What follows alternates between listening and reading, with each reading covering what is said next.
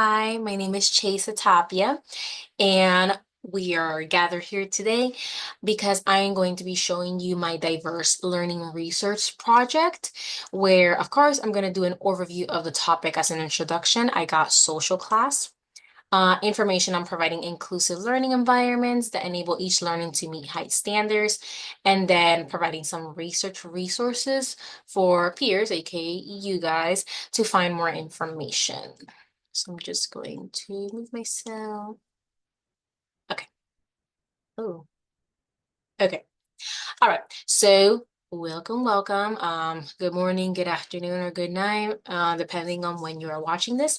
My name is Sheisa Tapia, and I will be obviously introducing and talking about social class, which was the topic that I was assigned. And again, and also not just that, but also understanding the impact of social class. Mm. So what is social class? For some people, they may have heard it. For others, this may be brand new. But for the most part, we see it all the time. We just might not be thinking about it in an intentional way, right? But it's something that does differentiate us between individuals, right? Between groups, right? We're all grouped depending on like how much money we make or what occupations we have. Age, right? So there's a lot of classes or groups that each person, I guess, belongs to or had specific criteria for each one. And social class is no different. So the Google definition, when you search up what is social class, it comes up a division of society based on social and economic status. Classic, I just put a picture here where it's just a classic terminology, like upper class, right? That's 10% of the population, which holds 76 to 87.8% of the wealth. So they're really rich, they have a lot more power. Then we got middle class, that's 40% of the population, which holds 11.6 to 23% of the wealth. Another word is just the most common general population. Some people classify it as that. And then we got the lower class, 50% of the poor population, which hold less than 2% of the wealth. And we will be talking about more specifics in regards to each class.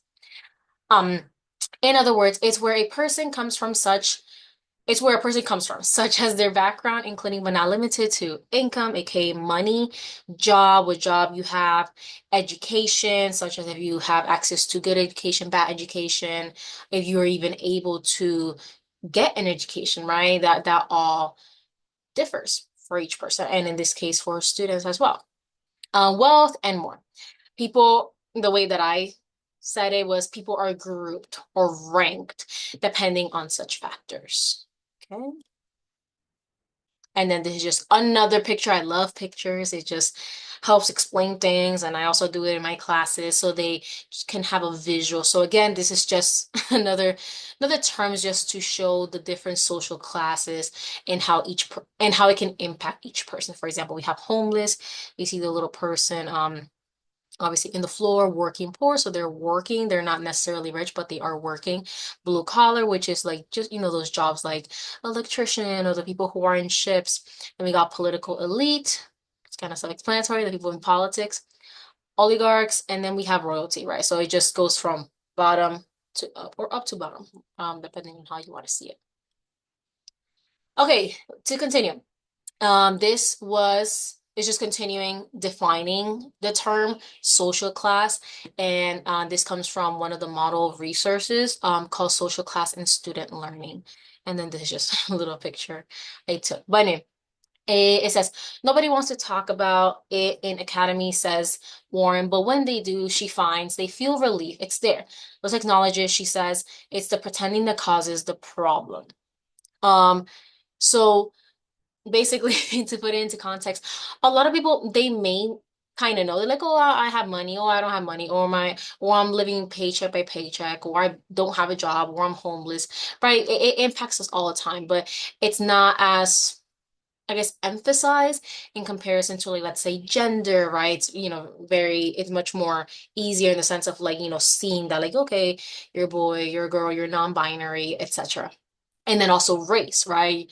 Hispanic, Italian, from all those things, right? It's much more common and much more not easier, but I guess it's just more emphasized, more focused on versus social class, something that impacts us, but it's not really talked about a lot, right? Like we know it impacts each person, right?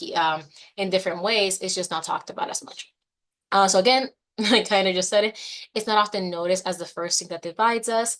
And there's another core as universal as race or gender, class hides in the shadows. Again, it's not really talked about. It's not the first thing. Like if you were to ask yourself, what makes us different? A lot of people would say social class for the most part, not everyone, but for the most part, they would say, oh, race or gender or even religion, right? Religion, divides us, right? Whether you're Christian, Catholic, Muslim, etc. While class differences are felt everywhere, definition of class remains elusive. It just means that the way that and I will talk about more specifics about that, but the way that you would classify yourself, it's not as easy as you think. Some people they say, "Oh, I'm middle class," but then they're like, they're like, "Oh, but maybe I don't make this certain amount of money, so maybe I am like high lower class." So each class has like subclasses, and I will talk about that. Again, another picture. So social class refers to a group of people who have similar socioeconomic status, typically determined by factors such as wealth, education, and occupation. Right? So again, belongs to will depends upon factors such as again their educational level, cultural beliefs and attitudes, income level, social connections. And then scholars generally divide social classes in three categories, which are the most commonly known, such as lower class, middle class, and upper class. Okay, so what? We know about this, about we have a general idea about what social class is, right? So what about it, right? How does it impact, why is it important, and how does it impact in this case, right? The students. So it's important to know and acknowledge this to understand how it can impact the power slash status slash opportunities a certain power has each class. There are many different levels of social classes, although some debate how many there are. Again, it gets a little bit icky. Some are, but not limited to education, occupation, and income. You see a pattern. But also on lifestyle, the school people's children attend to, right? Which again, it's impacted by social class, right? Someone from upper class might attend a more exclusive school, whereas maybe someone from lower class might just go to public education, which both are fine, but it just shows the difference. A family's reputation in the community, how old or new people's wealth is. That's another one, right? There's old money, new money, and so forth. So the importance of social class, like how does it impact? Why is it important? So I just listed some of these things here that I found throughout my research. And for example, the first one, impact of education access. Access to quality education significantly influences economic mobility and social opportunities, right? Someone who goes to a more richer school, right, because they have that money, they have that advantage, might have more opportunities, more networking, more study abroad trips, right, that are paid, things like that, right? Versus someone who might be in public education might not have as many opportunities, right? Impact on mental health. Individuals' ability to enjoy life, members of different classes encounter different stressors. Basically, they stress about different things, right? Someone from upper class might not stress as much in regards to how they will go day by day. Um, just make sure this is working. Okay. How they go day by day, right? Whereas someone from lower class who's living paycheck by paycheck, they're stressed about it. They're not just stressed about, in this case, for example, a student, about just school. They're worried also about working and being able to get money to maybe perhaps pay certain things like food, like their phone bill, right? And in my case, for high school students, you see that a lot as well. So, sometimes those stressors are on them, specifically them, like they're the ones that have to work. Effects of disparity. Income disparity creates barriers to social equity and limits growth potential for communities. Right? Same thing.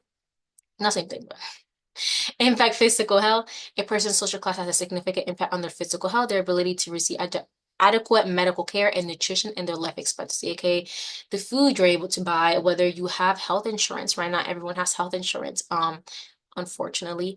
Not even that, like the types of medical attention, right? Someone from upper class might get like the highest of the highest and the most known doctors, whereas someone who is lower class might they won't be able to get that doctor, right? They won't be able to afford it. So now I'm going into more specifics about each class and then just kind of talking about how it impacts. So we got upper class, highest social status. Another word this for this class is top. Oh, sorry, that's my alarm. Another word this class is top, right? Is something that people use to consider like they're in the top, right? Or they're in the bottom. Um, in the United States, people with extreme wealth make up 1% of the population and they own 1/3 of the country's wealth, right? So it's not, you may see 1%, but I mean, there's people out there, right? They're, toppity top, right? Even in the upper class, we got toppity top and then, yeah. These people have a lot of power, opportunities, materials, etc. Now, in each class, there's little subsection or things that divide the upper class in between each other. So there's new money. It's passed through that is wrong. But there's new money. That one's gained by hard work. That one's incorrect. And then there's old money passed through generation. So what what is the difference, right? It just means that basically old money, it's been a long line of wealth. Whereas new money, they didn't start with money or as much money as they have, then they worked really hard to gain it. So they're like new in that society, you could say. So while both types may have equal net worth, right? They're still in the upper class, they're in the same social class, but they have traditionally held different social standards. Old money knows the norms and expectations, have exclusive schools and things, so they're used to it, right? They're raised in that environment. They learn about certain things that upper class men and women know. Whereas new money, they have a learning curve. That's the way I put it. They have a learning curve to go through. Then from that same model resource called Social Class and Student Learning, the students who are in upper class, social class, right? Um, I would still add an interesting comment found in the model resource where it states upper class students feel exposed, vulnerable to attack because of their privilege and uncertain just what to do with it. So each one um has its own struggles, right? They have a lot of advantages in regards to like money and, networking opportunities, but they still, they feel exposed. It's very easy for people to attack and to be like, oh, well, you don't struggle because you have money, you have a new car, or you don't have to struggle about, food on the table. But because of that, right, that attack, that sort of, they acknowledge their privilege for the most part.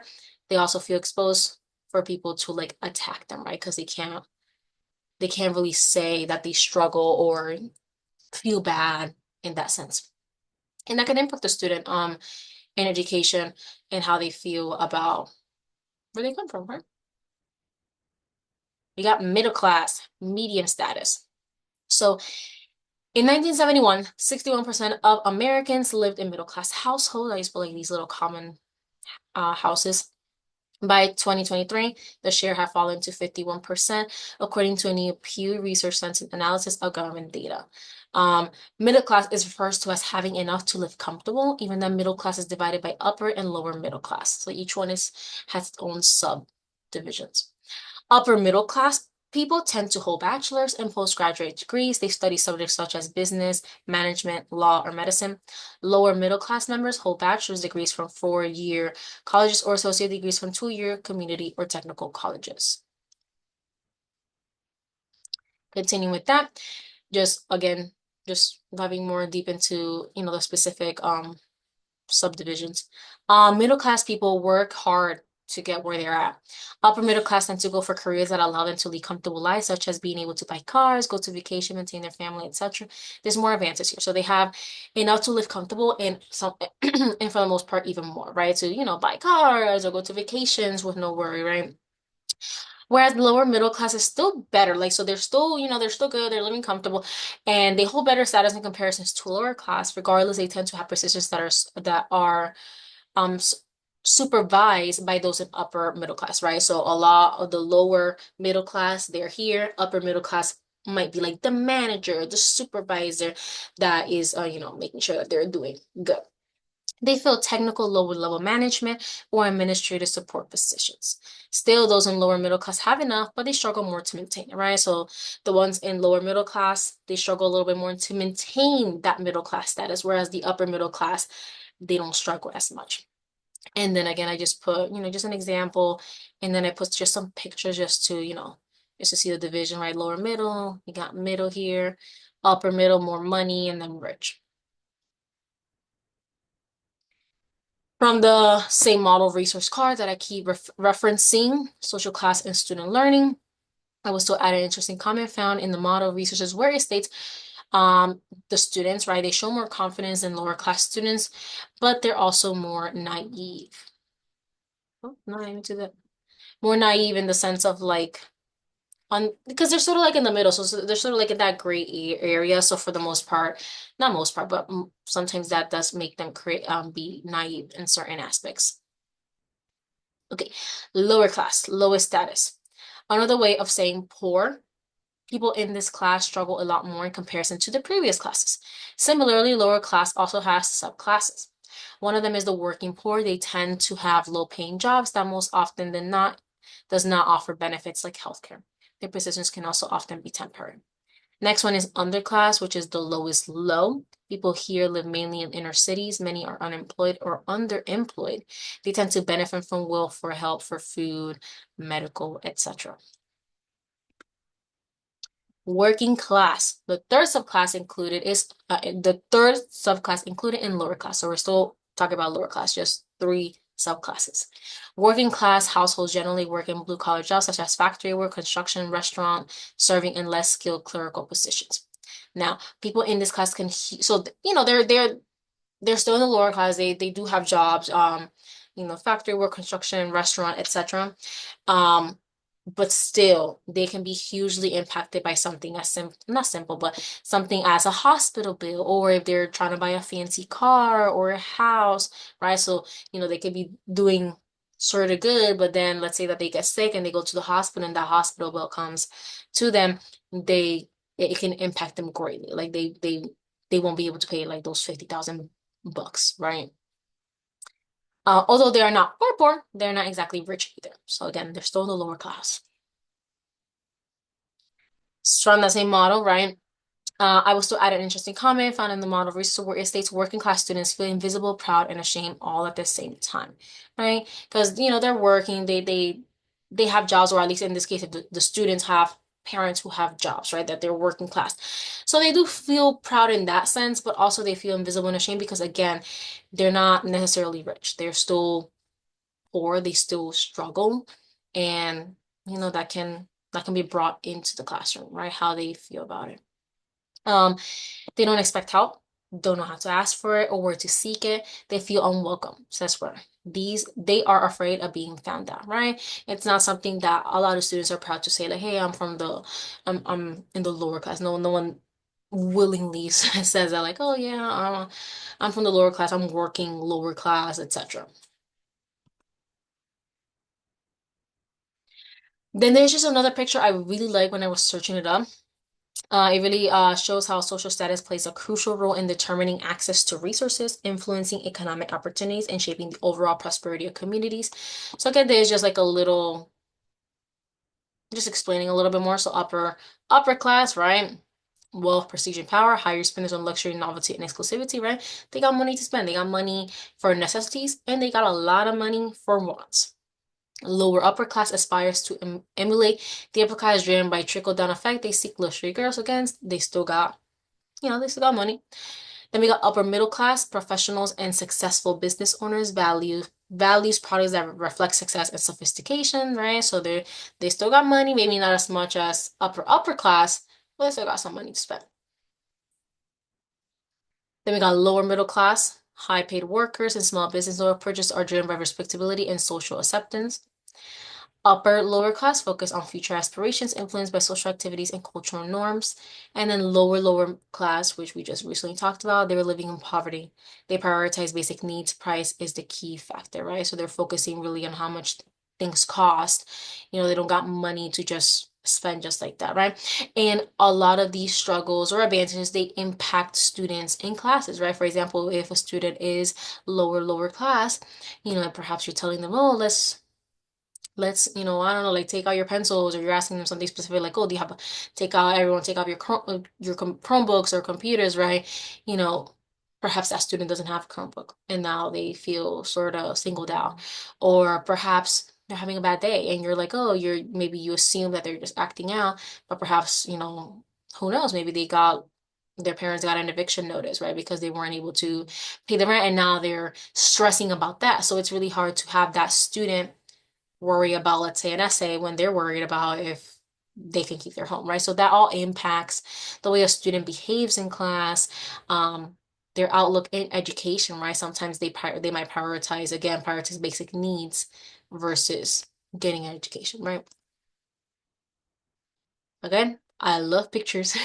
So again, just another visual example, low, middle, right? So they got more money, upper, and then that 1% that we talked about before, where they're like the top. So throughout my research, I did learn about this word. I did not know about it, but it's called social mobility. So individuals can experience upward or downward social mobility for a variety of reasons. Upward mobility refers to an increase or upward shift in social class. Basically, like if they're like in middle class and they go to upper class, right? They climbed up, and it can happen the other way as well. In the United States, people applaud the rags to riches, right? You go from poor to having money. Achievement of celebrities like Oprah Winfrey or LeBron James. But the truth is that relative to the overall population, the number of people who rise from poverty to wealth is very small. So it is a thing. It is a word. However, it's not seen always. Um, and it can go up and down, right? Someone could be poor and then they go up to being rich. And then someone can be rich or upper middle class and then they can go poor. And the reasons for that, you may be wondering, oh, well, why? Well, because maybe, I don't know, maybe they had a business and they lost it and there goes the money, right? Life happens, right?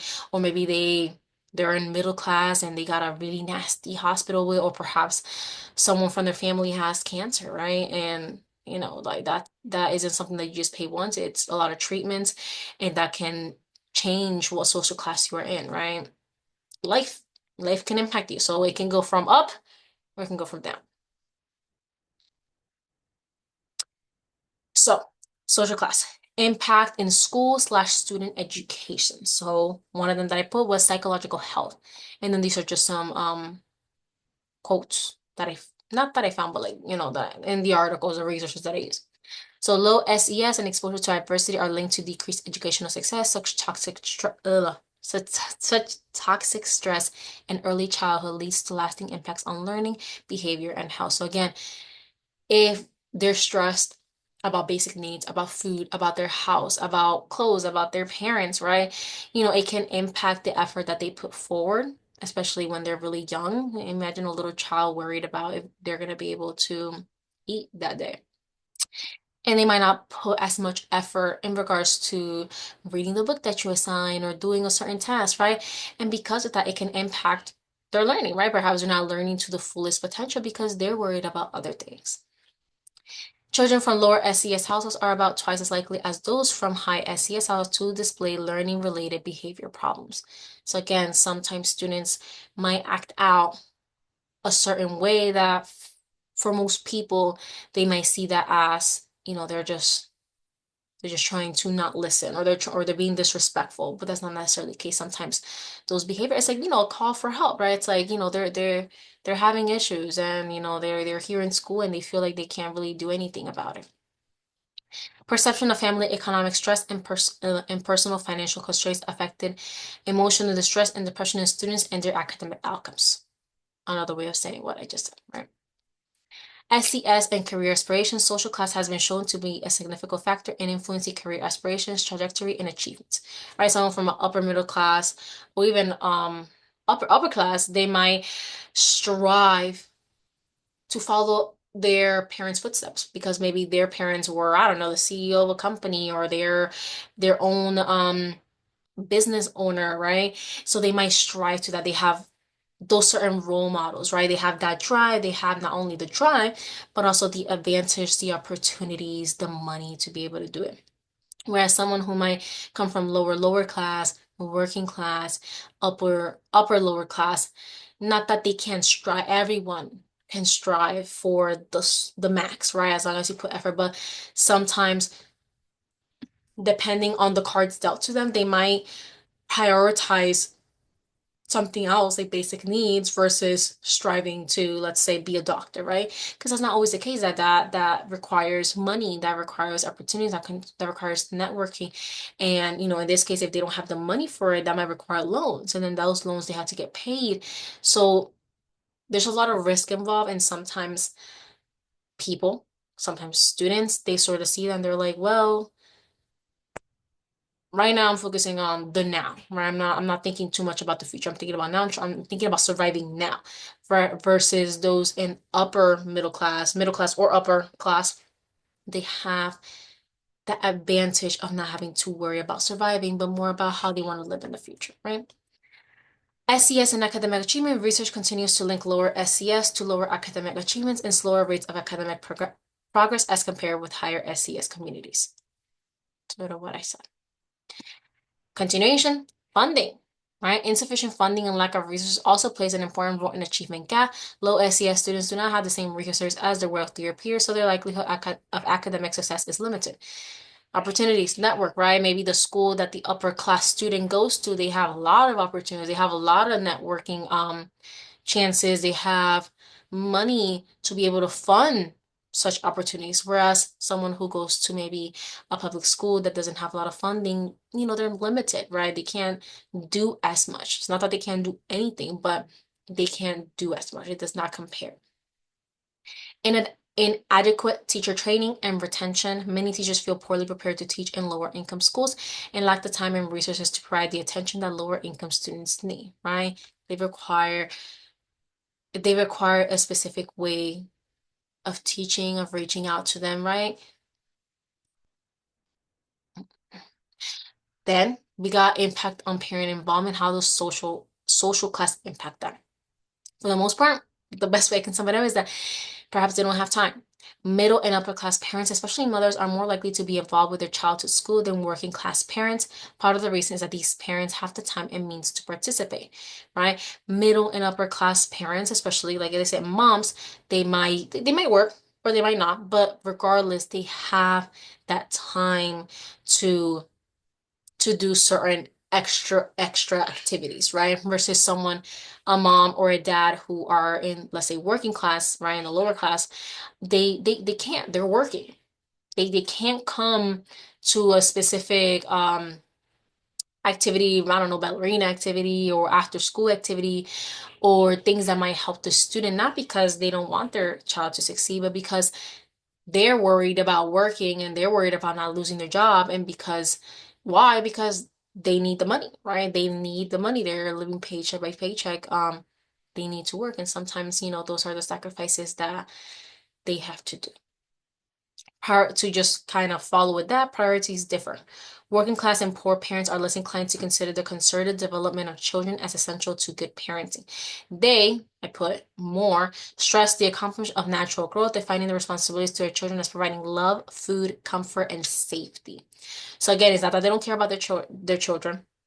It's just that they are prioritizing loving their children, providing them food, providing them comfort, such as like having a warm home when it's cold out, providing them food for their bellies, and then safety. Are they safe at the house, right?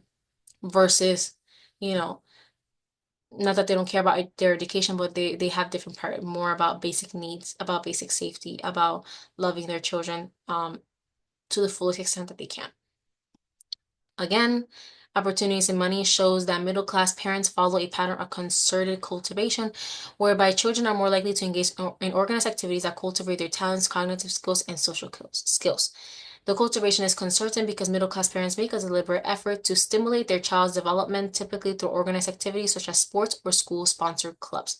So they have opportunities, right? Again, they have time, right? Their priorities differ, because the upper class, they prioritize their students' educate their child's education because it's important, and they also have that time, that money, that opportunity to be involved, basically. They have that time, whereas lower class, or parents that struggle, they don't have that time. It's not they don't care about the education, it's just they're prioritizing different things, so they have um less opportunities to be involved. And also money impacts a lot, right? If they're doing like a ballerina club, right?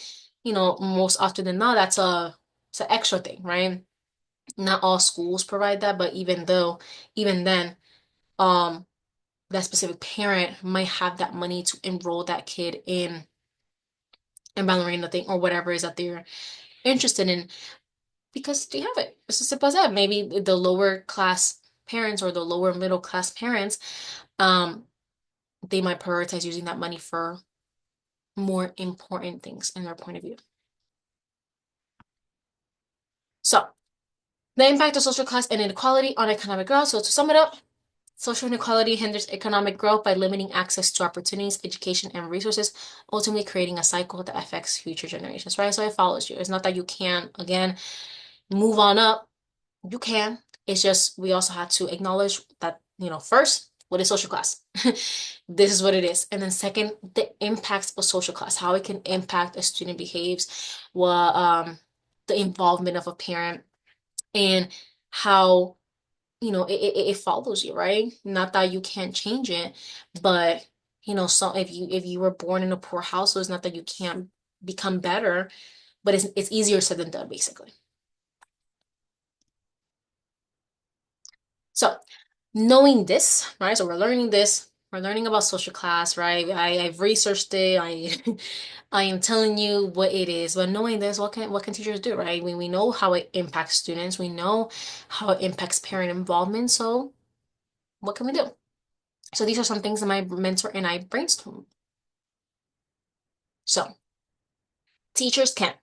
To tackle social class in the classroom, teachers can foster an inclusive environment, promote critical thinking about social issues, right? Just being aware about how people come from different parts of life, right? Not everyone has the same opportunity as you.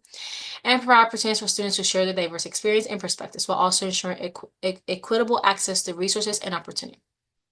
Sometimes I found online along with my mentor. So it's just, if you search it up, it tells you like different tips and advices of how to tackle it. So one of them is teach with the social needs in mind. Students from low income families are more likely to develop social conduct problems. So again, they might behave, they might act out, not because they hate you specifically, right? But because they might be acting out to release that anger, that stress, that sadness, that frustration, right? Because perhaps they don't know a better way, right? Address health concerns. Students who live in poverty are more subjected to health issues, right? Not everyone has access to a doctor, right? They might they might be more sick, they might not feel well, right? So we can't assume. So we had to address those health concerns, just being more aware of that. Be creative. When a school has limited resources, right? So if the school that you are in, or whatever school is, and it might not be a rich school, right? It might be a school that struggles with funding, so you got to be creative at times. Teachers and administration need to think outside of the box when it comes to their time and money, right? So we might not we might not have as much funding, but we can still provide a good education, right? Include students who live in poverty. Students who live in poverty want to feel accepted by their peers and feel included in something, right? Don't single them out. No one likes to feel singled out regardless of the reason, right? Challenge them. That's number 5.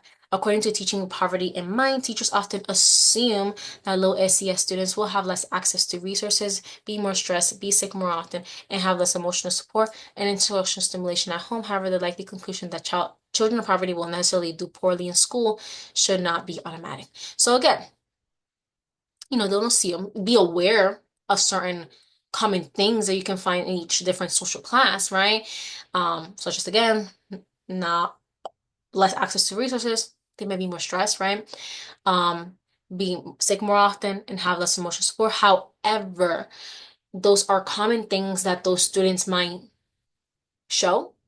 However, that does not mean that because let's say that that child comes from poverty or comes from a lower social class, that means that they're also going to do low in school, right? It does not equal that, right? Someone from upper class doesn't 100% mean that they'll do good in school, and someone from a lower class doesn't automatically mean that they're going to do low, right? They can be smart, right? They can be challenged. They still want to learn. It's just, again, each person, each student is dealt with a different deck of cards.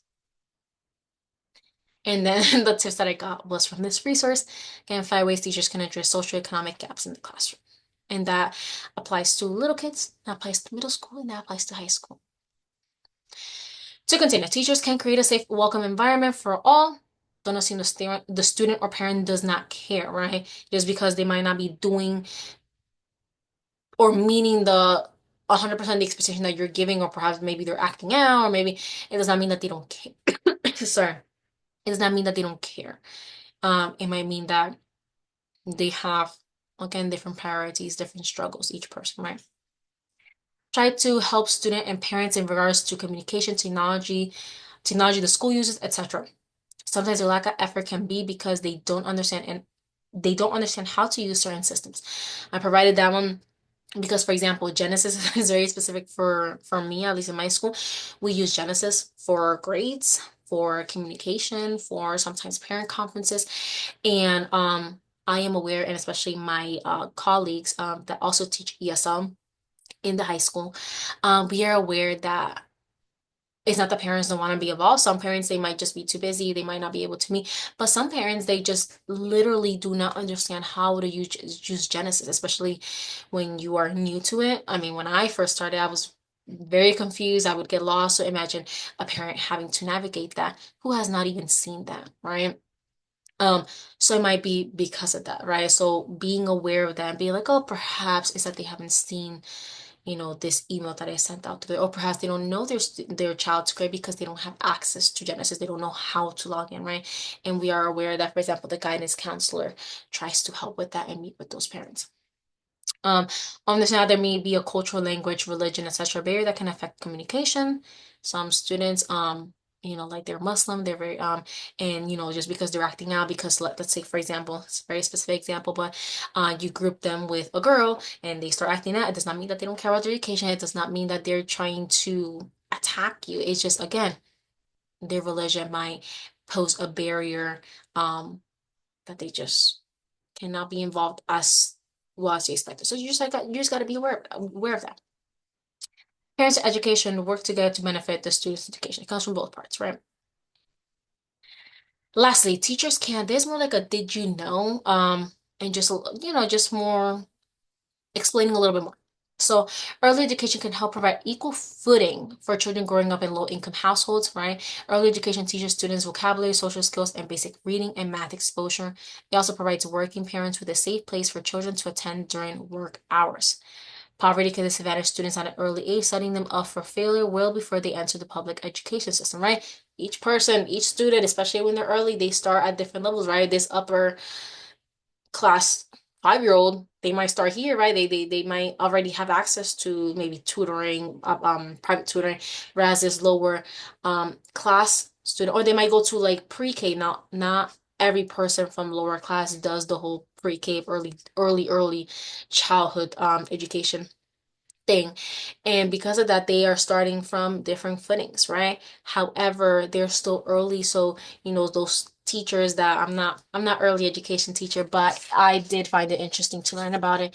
Those early education teachers, that's where it's the most crucial, where you can get those children, especially those here, and try to put them closer to the other ones, right? So they can at least start, again, like it says, in the equal footing, right? Um, Early childhood education provides structure during a foundational stage, the development of child's cognitive, social, and emotional skill. So, in other words, still, not all students, especially those from lower class, sign up for early education. Like some do, some don't. It just really depends. Still, it is a huge help and a way to help students level up and help them be in the same or similar stage as others who are in other social classes. To sum it up, knowing this benefit, early education teachers, right, can be on the lookout and helps their students to help them bring and stay on track. Then this is from a YouTube video. I did link it in my resources. But there's, it just kind of talks about what you can do in a classroom. For example, for social inclusion, you can use cooperative learning techniques and group activities. Teacher as a role model for acceptance, right? If you're not if you're not accepting of the students, how can a student be accepting of another student that might come from a different place or a different social class? Follows zero tolerance policy against exclusion in all school activities. Similar economical inclusion. And for students about various scholarships and economic assistance, right? They're there, but again, they might not have the research in this case, for example, a computer, or they might not have that initiative to know that that's even out there, right? You can't assume that they know and that they just don't want free money, right? For example, in my high school, a lot of the scholarships that I got was because I had that initiative, right? I learned about it. I learned about it actually through a peer, and you know, there was some teachers there that were amazing that they themselves, put themselves out there to, inform the students about scholarships and assistance, right? But not all were, and I was very fortunate enough that a peer of mine, that was in the same class as me knew about it, right? They were very knowledgeable in that, and they told me, oh, look, what about this scholarship? Or talk to the guidance counselor about it. And I went, I got a scholarship, I applied, and I was very blessed that I did won the scholarship. But again, not every student, aka like me, I'm a really good example. I did not even know about scholarships, right? I did not even know that I had to apply to financial aid because I'm the first person in my family to go to college, right? So that whole financial aid, apply for it, or scholarships and all of that, I didn't know it, right? Because if my mom didn't know it, how was I gonna know it, right? It's not something that you just are born knowing. You learn it through the people that you are around with, right? And for example, someone from an upper social class, they might have parents who already they know that, right?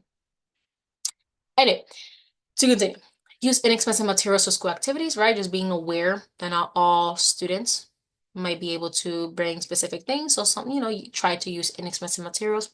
Avoid passing improper remarks regarding economic diversity. Cultural inclusion, recognize, appreciate, and take advantage of diversity to enrich learning. Adopt pluralistic attitude, and then instructional strategy should not conflict with values, beliefs, or cultural. Now, to finish up, there's another part of the requirements. What is inclusive education? Just some quick definition. So some model resources said,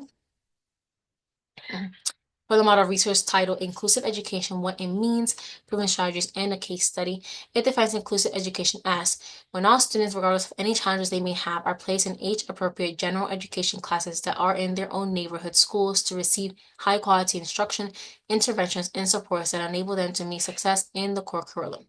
Some benefits of this is students with disabilities learn more. Certain strategies also benefit regular ed students, increase positive attitudes, promotes collaboration, enhances social skills. Basically merge them together, right? Just because they might have different accommodations or things that they might need to succeed does not mean that they have to in 100% separate. They can coexist, right? And for the most part, that benefits them even more. So knowing this, how can educators implement it? So again, this is just information on providing inclusive learning environments that enable each learner to meet high standards. So for example, one, establish a safe classroom culture in a setting where students feel free to share their interests, goals, and setbacks with the teacher and with each other. They can also feel comfortable discovering their own paths, challenging themselves, and striving for the personal best. Two, make learning accessible. Accessibility in education means making lessons and materials available for us, right? So again, there's like a little picture for everyone, right?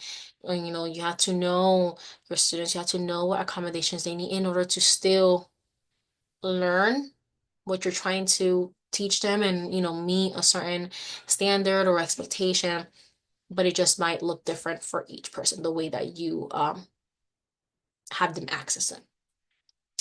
Empower every student to thrive, right? Their teacher fosters empathy and respect while supporting accessible academic achievements for all. Then, from that same model resource and another, It's just, again, similar to what I did before. These are just 5 tips for building an inclusive classroom. 1, assigning group activities that encourage students to imagine a situation from another person's viewpoint, such as using the cues I see, I think, I wonder to initiate sharing of personal opinions about a topic. 2, and this is a classic word that I think a lot of us already seen before, use differentiated instruction, customizing lesson content to fit individual students' differing needs and strengths, right? Every student is different. Every student has different needs. Every student has different strengths. 3, leverage ed tech. Examples include assistive technology such as smart pens for note-taking, digital games such as Reader Rabbit, or software platforms such as Google Classroom. I use that a lot. Or Teachtown for individualized instruction or remote participation. 4, classic. Follow individualized instructional plans, IEPs, for students who have them while maintaining a learning environment that engages all students, right? In those IEPs, it tells you what specific accommodations, modifications the student might need in order to succeed. 5, collaborate with paraprofessionals, right? If you have them in your classroom, who provide students with physical therapy, speech therapy, or other services so that meetings are scheduled sensitively. Consider asking for push-in. The paraprofessional comes to the student's classroom. That's something that we all, not that I do, but some ESL teachers are too, that they are ESL push-in teachers. Rather than pull out, the student has to leave the classroom to go to the paraprofessional services. So they go inside the classroom, for example, like for a math class, instead of taking the student out, right, and separating them from the whole classroom, they go in and they help that student right there in that class. And then that's the resource that I used for that one. Now, these are some helpful resources for all. This one talks about education and socioeconomic status. This one, the social economic achievement gap in the U.S. public schools. Social class is just some more breakdowns, and then helpful tips. And these are the links. This is the works cited. I think I have like 2 pages. So I have all the things that I cited or quoted are from these resources. This is the model resource. And then we have more here.